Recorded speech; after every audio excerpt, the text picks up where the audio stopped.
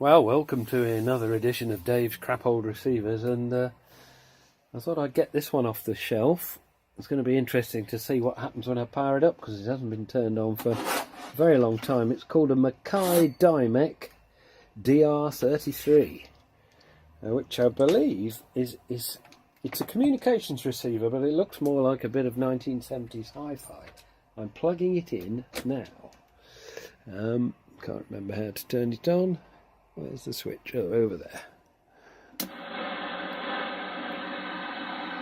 Bloody hell, it works. It's even come up on 1942, which is probably where I left it.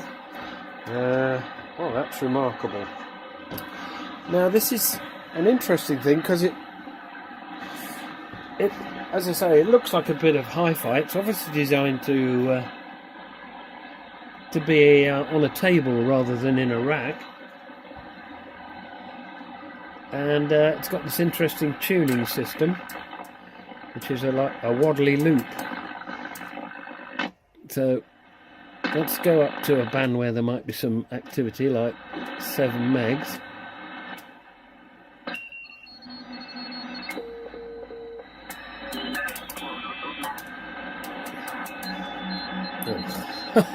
I'll get to work. So SSB.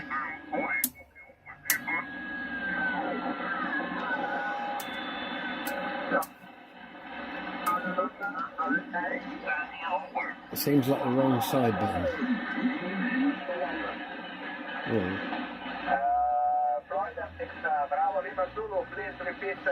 Well, you notice we can tune in megahertz, hundreds of kilohertz, tens of kilohertz, kilohertz. So, well, there's a sort of a incremental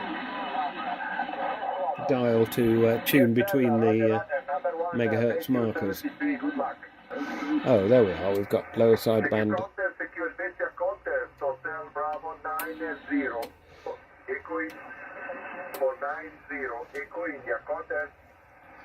Yeah, that sounds quite good. It's got proper filters in. See if I switch to AM. It's got a wider filter. CW, I don't think that's fitted. But it's quite a good SSB receiver.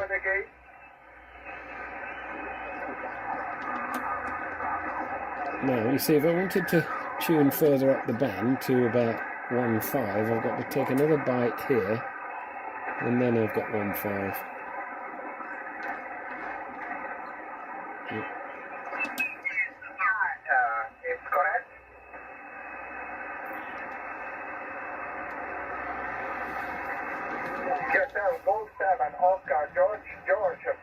Let's try it on the 9 meg broadcast band. Let's see what we can hear.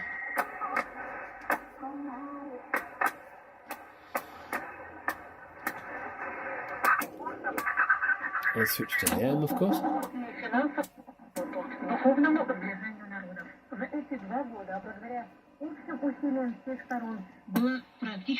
And we have various filters: A, B, lower, upper, A. Oh, I see. We've got A and B in lower sideband and A and B in upper sideband, right? Getcha. Новый вклад в улучшение благосостояния народов разных стран. На нынешнем заседании How this works.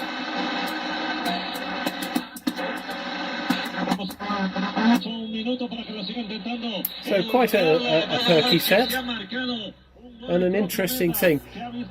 I believe it's called what they refer to as a captain's receiver, because it wouldn't be used in the actual comms area, but it would be for somebody important to monitor what was going on with.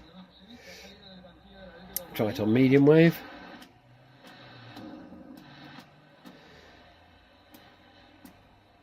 Let's try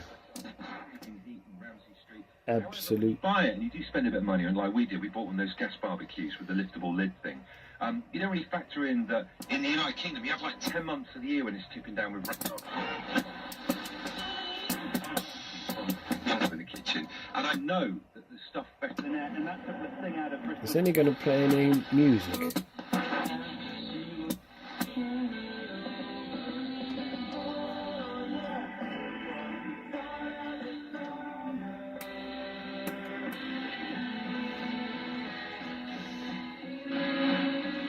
the speakers in the top,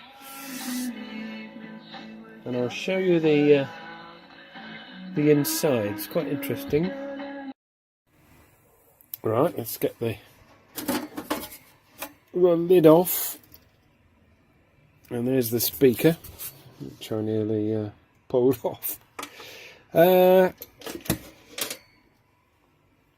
no, let's just pan this up a bit, and you can see down here real filters, ceramic Murata, for the various different IF bandwidths, and it's IC construction, 2 carrier crystals for the 2 side bands, just down there somewhere. Under here, let's see if we can zoom in, a bank of crystals for the, no you can't really see, but that's the DDS, or DDS, but whatever the synthesizer Wadley loop thing is. That looks like the audio. So it's all quite modern, all IC, MC 1496 up there, and